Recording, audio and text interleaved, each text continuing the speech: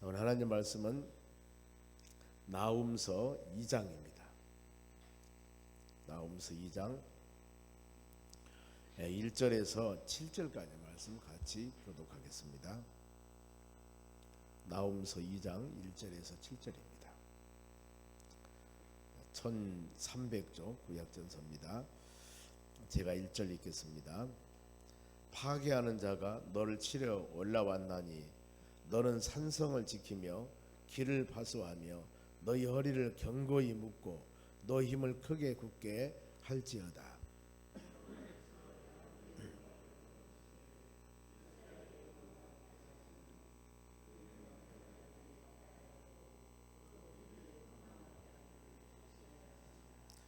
그의 용사들의 방패는 붙고 그의 모사들의 옷도 붉으며 그 항오를 버리는 날에 병거의 새가 번쩍이고 노송나무 창이 요동하는도다.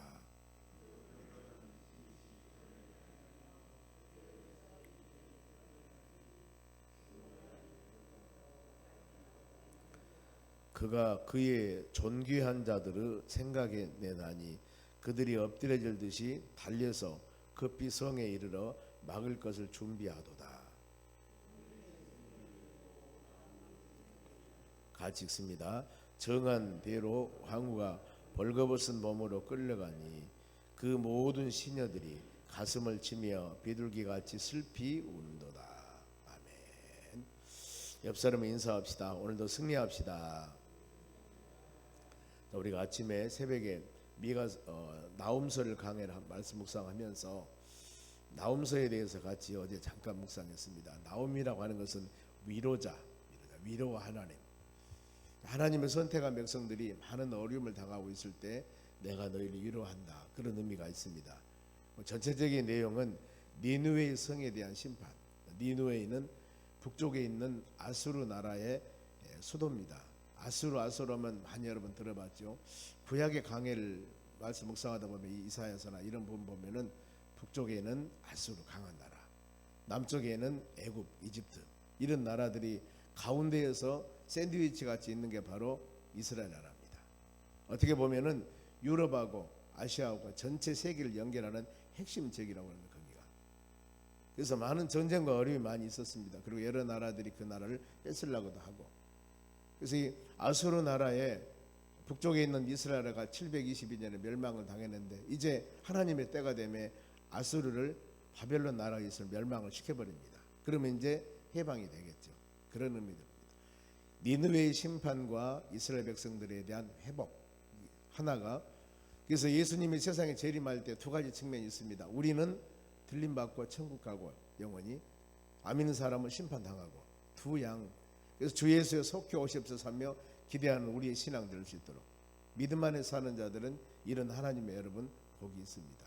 어떤 일들이나 큰 풍랑이 불면은 그 풍랑 때문에 많은 어려움만 주는 것이 아니라 바다를 완전히 새로 뒤집어서 새로운 산설로 바로 넣어서 물고기들이 잘 살 수 있도록 그런 의미도 있다는 것입니다. 그러니까 우리가 되어지는 어떤 현상들을 보면은 부정적인 측면은 아니라 하나님의 관점에서 보면은 반드시 거기에도 하나님의 섭리와 하나님의 사랑이 있다는 것입니다. 이걸 마음으로 생각하면서, 그래서 하나님의 성품은 질투하신 하나님이었고 진노하신 하나님이었다. 누구에게? 거스리는 자들과 대적자들에게. 그런가 하면 하나님은 전능하신 분이었고 선한 분이었고, 더 나아가서 하나님은 국가와 민족 모든 바로 세계의 역사의 주인이시라는 겁니다.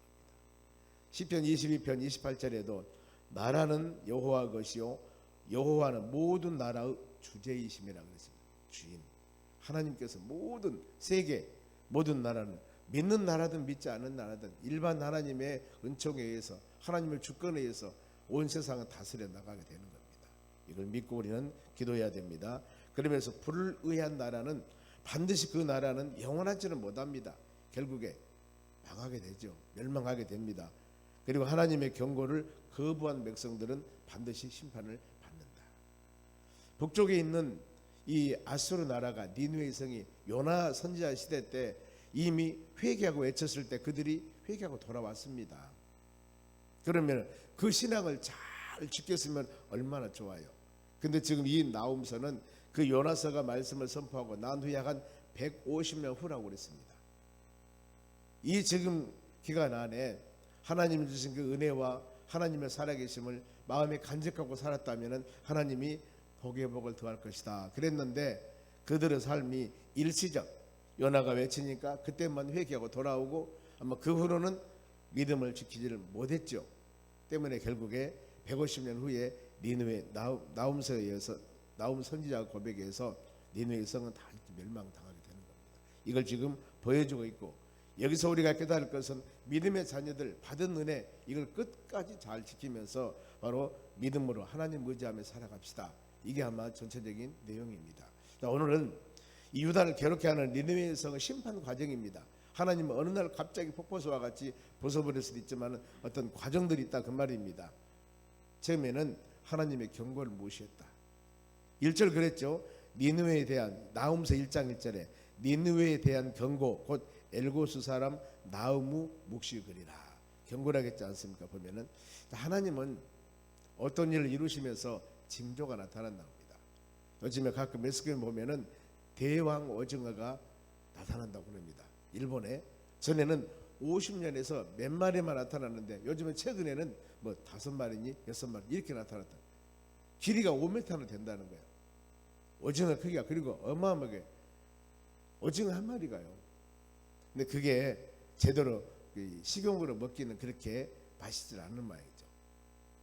그런데 그것이 바다 깊은 곳에 사는 그 바로 이 생물이, 이 오징어가 육지에 나와서 죽어갖고 많이 오는데 살아서 다니는 모습들, 이것은 분명히 지각의 변동이 있을 것이다.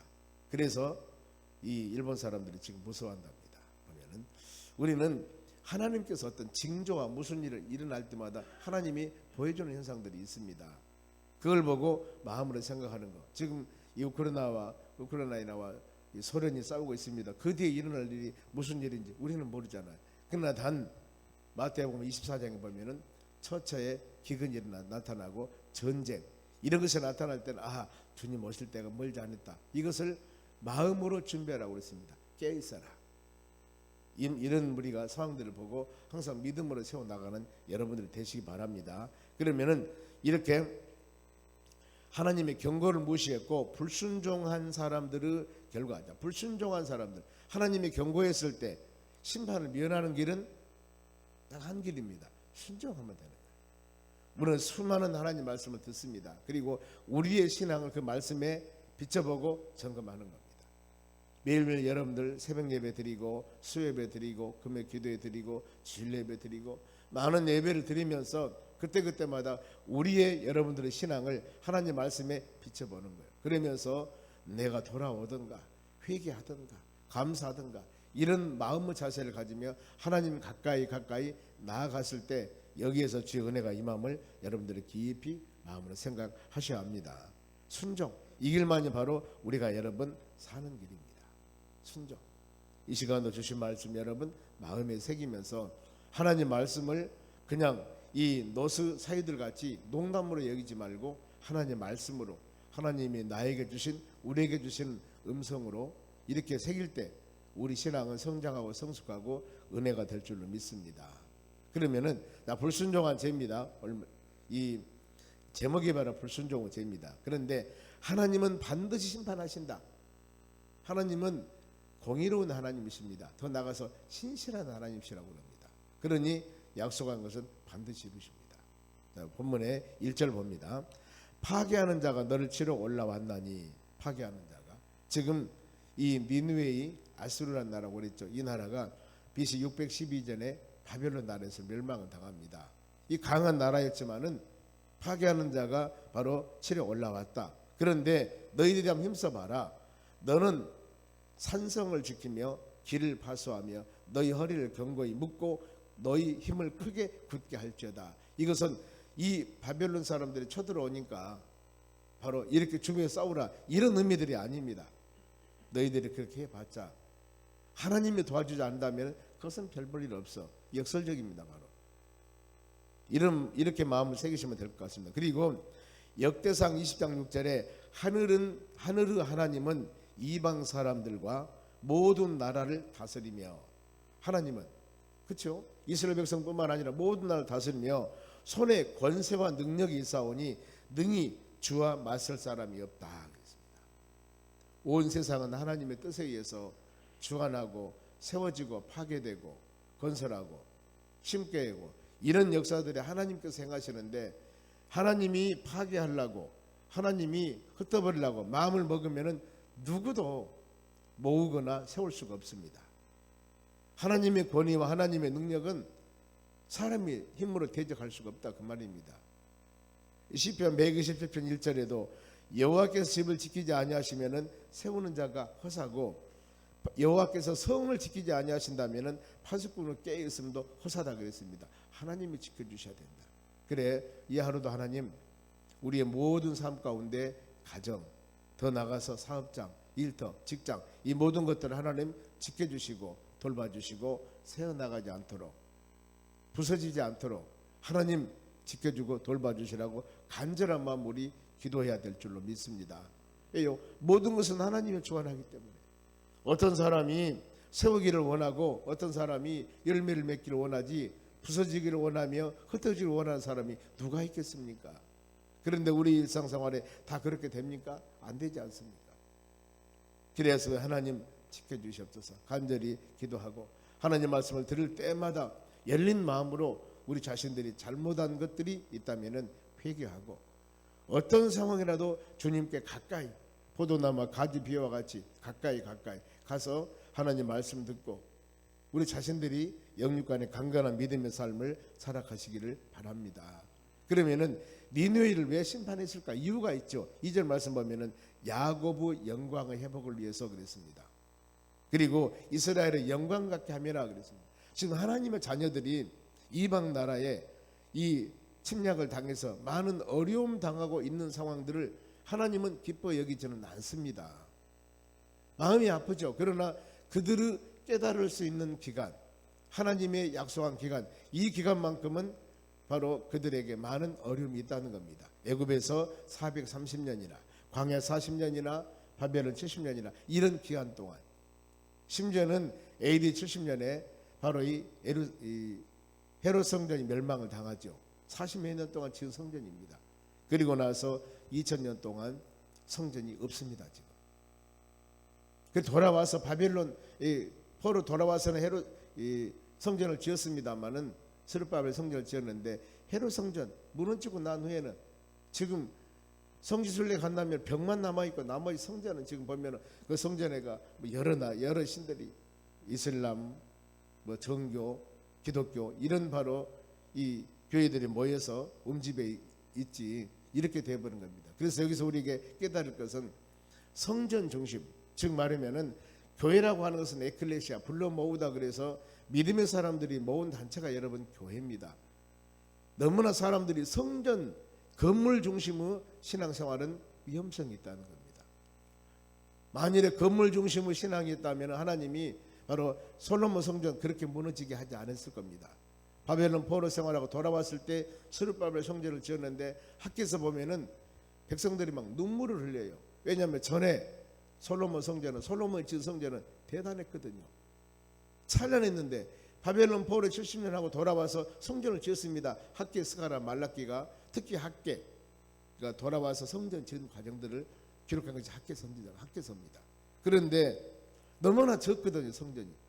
백성들이 탄식을 하는 겁니다. 그런데 하나님께서 말씀을 주기를 이전보다도 지금 바벨론 포로를 돌아와서 지은 성전이 더 은혜가 있을 것이다. 이렇게 말씀을 하는 겁니다. 그래서 우리는 이런 말씀 묵상하면서 엄청 광대하고 찬란하고 아름다운 성 건물만 바라보며 믿음 생활해서는 안 됩니다.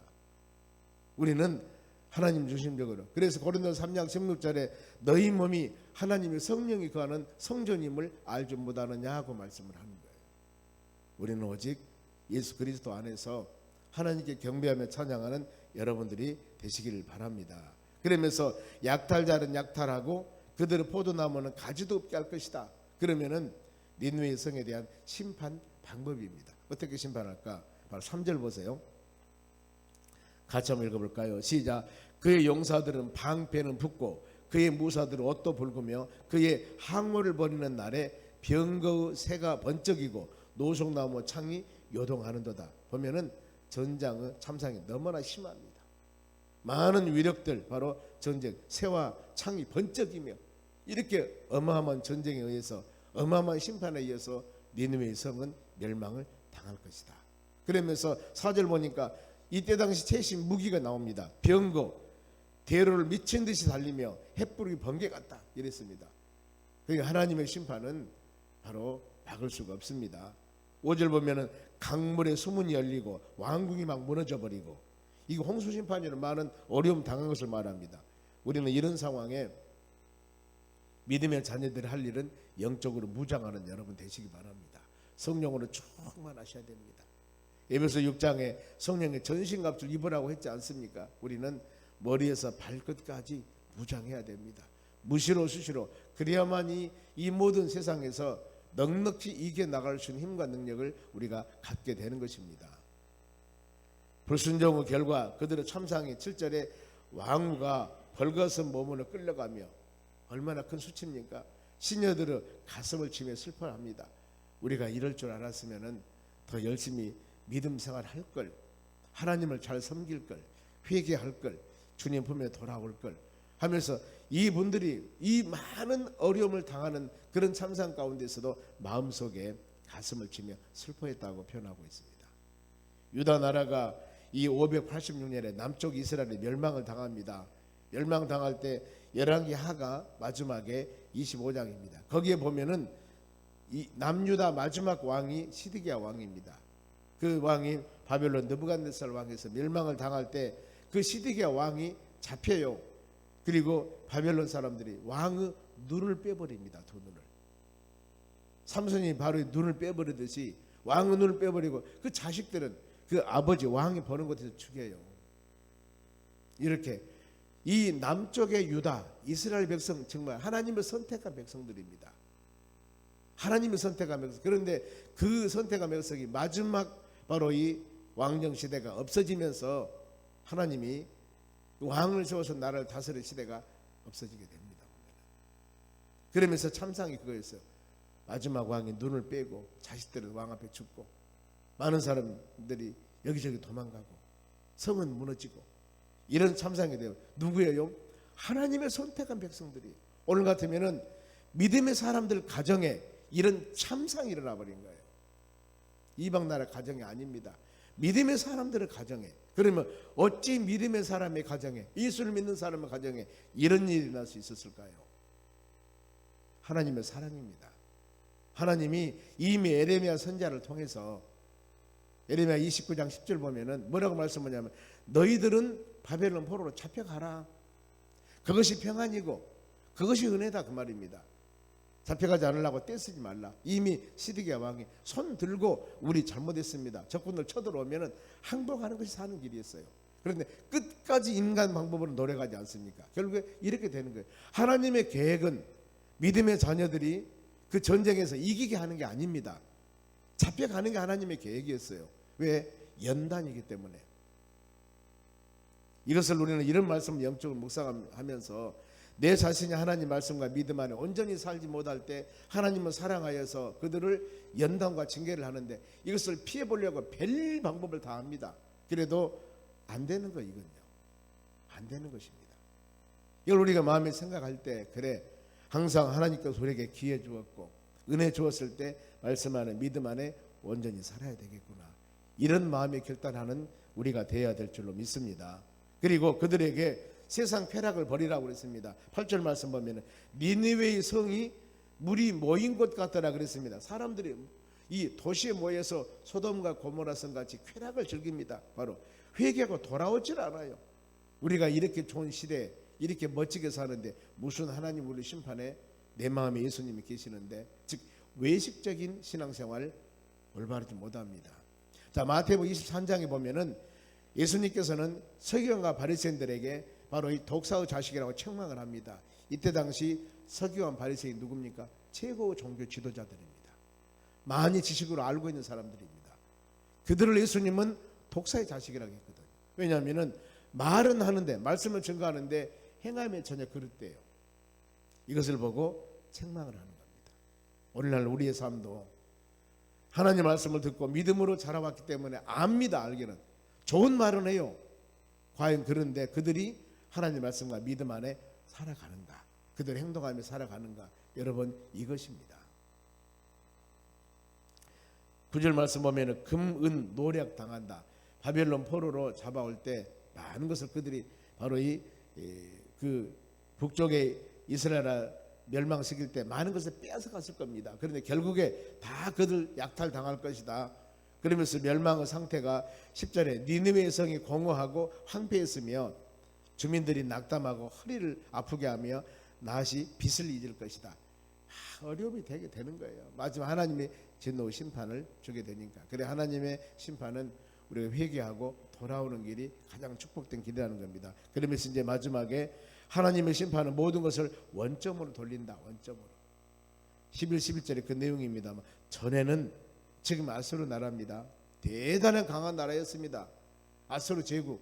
전에는 숫사자와 암사자가 그 새끼 사자와 함께 다니고 숫사자가 새끼 먹이를 충분히 암사자를 위로하고 숫사자와 같은 이 아수르 나라가 전에는 굉장히 많은 나라를 지배하고 다스리고 이런 거대한 풍부한 삶을 살았으나 이제는 바로 하나님의 심판 후에는 11절 보면은 이제는 사자의 불이 없고 바로 이 먹을 것도 없을 것이다. 이제는 모든 것들이 어려움 당한다 그 말입니다. 그러면서 하나님께서 이제 내가 너희의 대적이 된다. 13절의 마지막 이 말씀으로 마칩니다. 내가 너희 대적이 된다. 하나님이 그대로 부술 것이다. 아무리 강한 사람이라 하더라도 병거를 불살라버리고 젊은 사자는 칼로 멸할 것이며 노력하는 것은 끊어질 것이며 파견자 소리가 들리지 않을 것이며 아수르 관리들의 소리가 끊어진다 그 말입니다. 아무리 강한 나라도 하나님 앞에는 무능하다. 지금 소련하고 지금 계속 우크라이나 전쟁하고 여러분 이 유튜브나 이런 데 보면은 지금 참상들을 전부 다 방송에는 안 나오지만 그런데 보면은 지금 어디가 몇 대가 이 비행기가 추락돼 있고 뭐 몇 대가 무엇이 어떻게 됐고 그거 막 방송하는 데가 있거든요. 보면은요. 그러면은 이 전쟁이 어떻게 끝날까 모르거든요. 보면은 모르잖아. 보면은 물론 결과는 하나님은 아실 겁니다. 여기도 보면은 내가 너희를 대적할 것이다. 하나님이 너를 대적할. 소련이라는 나라가 소비에트 연방 제국에서 엄청난 큰 나라였습니다. 그런데 다 여러 나라로 분리했습니다. 이제 아마 다시 뺏으려고 그렇게 하는가 모르겠습니다만은 어쨌든 간에 하나님의 역사 가운데 역사는 이루어 나갑니다. 때문에 우리는 항상 아무리 강한 우리의 힘과 능력을 갖고 있다 할지라도 하나님의 권위 밑에 말씀 묵상하며 항상 낮은 모습으로 우리는 믿음 생활을 해 나가야 되는 것입니다. 그리고 일반적입니다만은 악을 버리고 하나님 말씀 선을 행하며 탐욕 우리 마음속에 충만하면은 이것 때문에 바벨탑을 쌓게 되고 이것 때문에 어려움이 생기는 겁니다. 모든 것은 주님이 쌓아 주셔야 되고 주님이 열매를 맺어 주셔야 됩니다. 욕심 탐욕은 버리고 하나님의 은혜 안에 믿음으로 살아갔을 때 우리 하나님께서는 우리에게 바로 세워주시고 많은 열매를 맺는 역사가 일어날 줄로 믿습니다.